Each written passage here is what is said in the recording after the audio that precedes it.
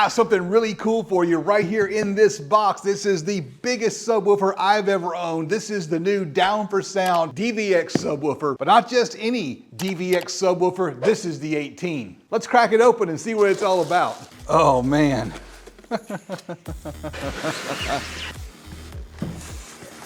Holy mackerel. Wow. Good googly moogly.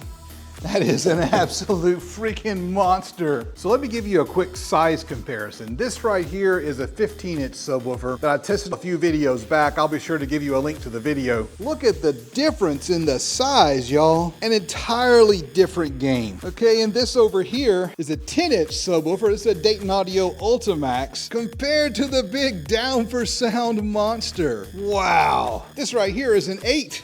And again, wow, here is that 8 sitting inside of the cone of that big 18. That is just massive. It almost swallows the entire sub.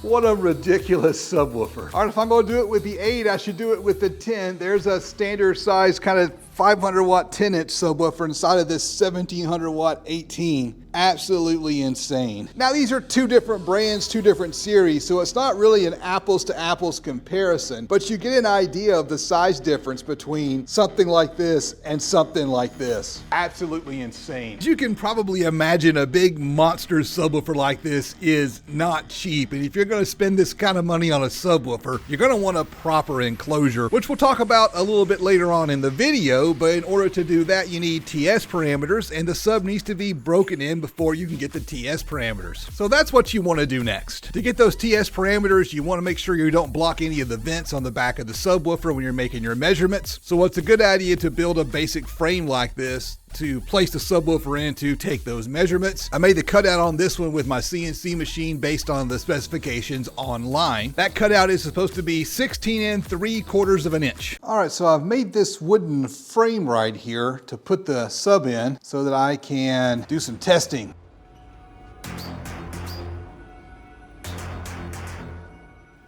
The magnet is stuck to the cart. Whoa. Uh-oh. Ha! Damn! It doesn't fit. Okay, so I gotta make this hole bigger.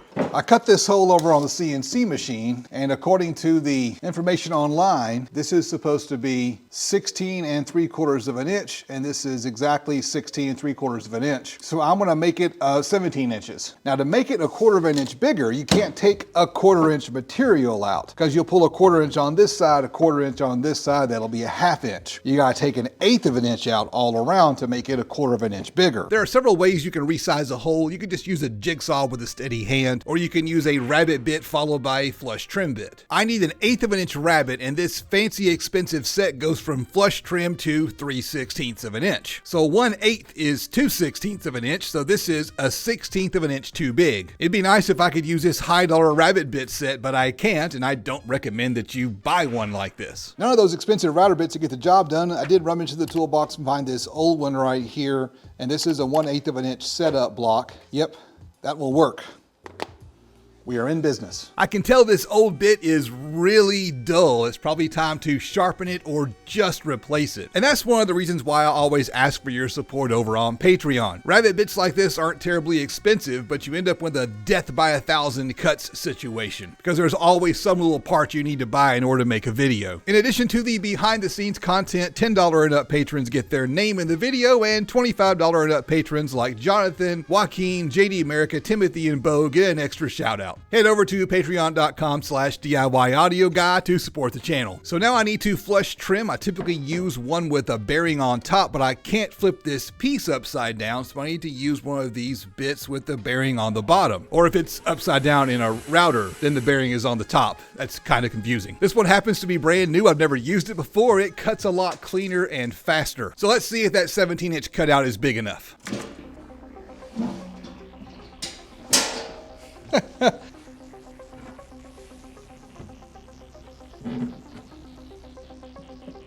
There we go. Nice tight fit, no slop. That seems to get the job done. You'll need to grab some really big screws to screw this thing down, and when you actually build the box for real, you're probably going to use T-nuts. But for now, I just want to screw it down so it doesn't fall out while I'm filming and testing.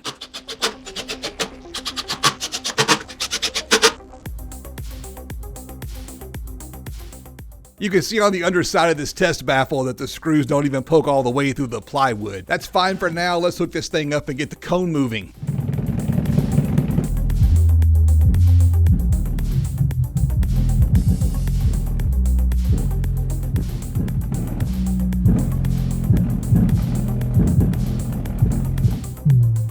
The goal here, of course, is to break it in so we can measure the TS parameters and have a little fun in the process. While that sub is breaking in, let's talk a little bit about exactly what this thing is. Down4Sound just released two different subwoofer lineups. This is the larger of the two. This is the 1700 watt DVX series, available in dual 4 ohm or dual 2 ohm configurations. You can get them in 12, 15, or 18-inch versions. Down4Sound also offers the smaller DBZ line, again available in 4 ohm or 2 ohm dual voice coil setups with sizes ranging from 8 all the way up to 18. The 8 is rated for 700 watts. The rest of the DBZ line is rated for 1300. To connect the DATs, I've run a jumper between the two coils so they're wired in series. That's the normal way to do this. After plugging the DATs into the computer, you just start this thing by measuring the free air parameters.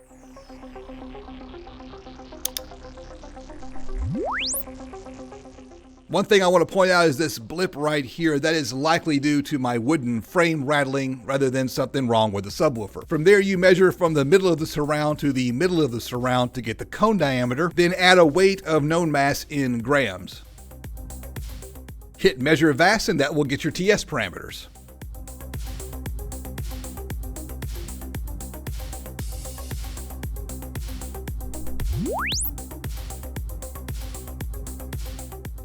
Here are my results side by side with the numbers posted on the Down4Sound website, and the results are well within a reasonable margin of error, most likely attributable to different methods for measuring the cone area. When I plug the Down4Sound parameters into WinISD, we see that the parameters pass the data integrity check, so good job Down4Sound, thanks for providing accurate TS parameters. Plugging in their recommended enclosure size, we get a flat response that digs down really low. We get around 3 dB of gain, around 33 Hertz, with an F3 of around 25. You'll need a huge port. It looks like around 120 square inches to keep from chuffing. Looking at the cone excursion, the Xmax on the driver is 33 millimeters, and that happens at 16 Hertz. The cone excursion itself is going to peak out at 39 millimeters. I don't know the mechanical limit of this driver, but I don't think you're going to hit it on rated power. This is exactly what you should expect from an SPL driver. If you want it louder, then you can just tune it higher. I don't recommend that you reduce the box size. I'm honestly not sure what to make of this subwoofer. I've never run anything this big or this beefy before. I'm really excited to see what it's going to be like when I get it into an actual box. To see the box build, make sure you hit this subscribe button right here and ring the notification bell so you don't miss it. I'm Justin. This is the DIY Audio Guy YouTube channel, and I will see you on the next adventure.